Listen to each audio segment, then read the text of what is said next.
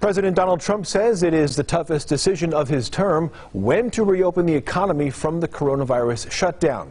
The president indicated he would spend the weekend thinking about how to move forward. Natalie Brand explains whether he's reached a decision.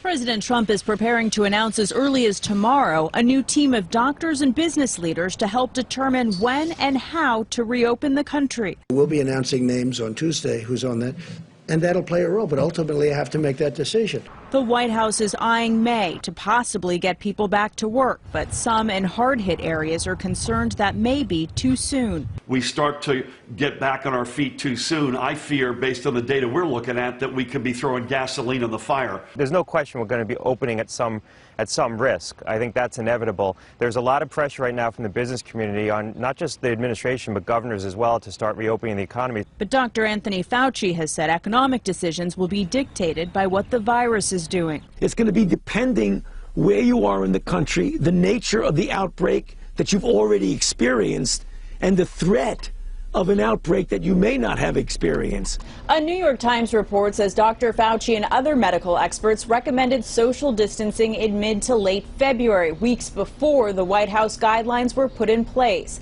Dr. Fauci was asked whether that could have made a difference. Mitigation earlier, you could have saved lives. Obviously, no one is going to deny that.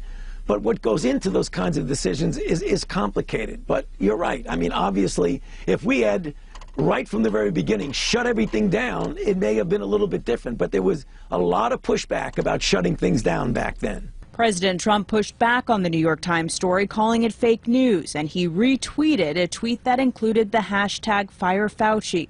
The president insists he acted early with travel restrictions on China. Natalie Brand, CBS News, the White House.